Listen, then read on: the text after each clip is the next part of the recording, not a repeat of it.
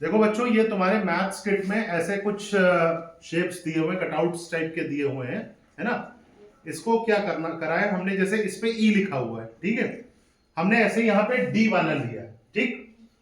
अब तुम्हें पता है कि जैसे ये सर्किल है ना, तो इसकी जो सरकमफ्रेंस है, अगर हम इसको यहां से ऐसे अलग कर दें, सारे जो कटआउट्स हैं इनको अलग कर दें और कोई और शेप बना लें, तो जो इसकी परिधि है यानी सरकमफ्रेंस है, वही परिधि दूसरे की भी होगी, क्योंकि उतना ही, जैसे एक तार से तुमने मान लो लेके एक तार से तुमने सर्किल बनाया, फिर तुमने उसी तार से क्या बनाया, उसी तार से ट्रायंगल बनाया या कोई भी और शेप बनाया, तो उसकी जो टोटल इसकी बाउंड्री की लंबाई है, जिसको हम पेरीमीटर कहते हैं, परिमाप कहते हैं, या सर्किल के केस में सरकमफ्रेंस कहते हैं, वो सेम रहेगा।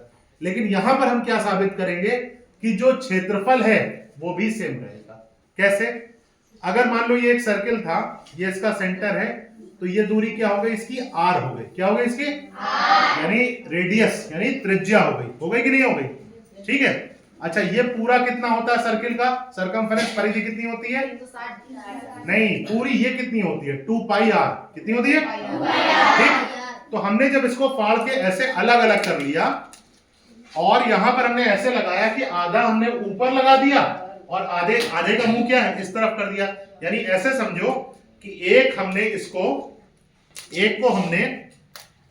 को हमने यूं लगाया है, ठीक, एक को यूं लगाया और बगल वाले को कैसे लगाया, यूं लगाया, ठीक। तो जो ये पूरी लंबाई थी, ऐसी पूरी लंबाई कितनी थी? 2 पाई आर। तो ऊपर कितनी आ गई, ऊपर वाली कितनी हो गई? पाई आर। ये यहां से यहां तक, और नीचे बाकी बचा हुआ हिस्सा नीचे, तो नीचे वाला भी कितना हो जाएगा बताओ? पाई आर। ये भी हो गया, ठीक है। अब सवाल उठता है, ये दूरी क्या है, ये दूरी कितनी है? ये दूरी इतनी है जितनी की हमने अभी आपको बताई थी, आर। ये रेडियस है ना, तो ये दूरी कितनी हो गई? आर।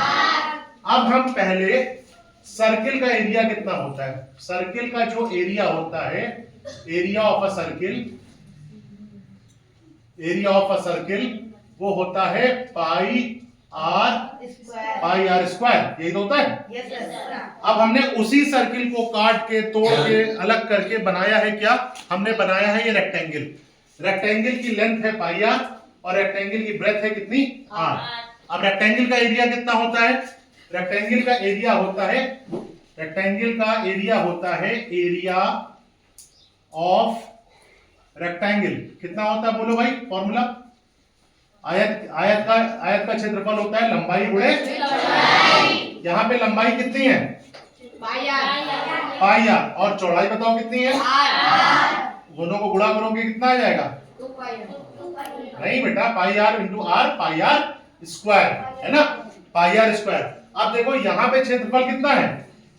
Pi r square. यहाँ पे भी क्षेत्रफल कितना है? इससे क्या साबित होता है कि हमने जब सर्किल को लेकर, सर्किल से हमने यहाँ पे रेक्टेंगल बनाया, तो उसका एरिया यानी उसका क्षेत्रफल भी सेम रहा, ठीक है। क्योंकि हमने उसी सर्किल का जो पूरी ये परिधि थी 2 पाई आर, इसको 2 हिस्सों में कर लिया। 1 पाई आर ऊपर कर दिया और 1 पाई आर का मुंह देखो नीचे की तरफ है, तो 1 ये लंबाई हो गई और चौड़ाई कितनी हो गई? चौड़ाई अगर हम सीधे लें तो ये आर हो गया, तो एरिया कितना हो गया? पाई आर स्क्वायर सर्किल का, और इसका कितना हो गया? लंबाई गुणे चौड़ाई। लंबाई है पाई आर और चौड़ाई कितनी है? आर।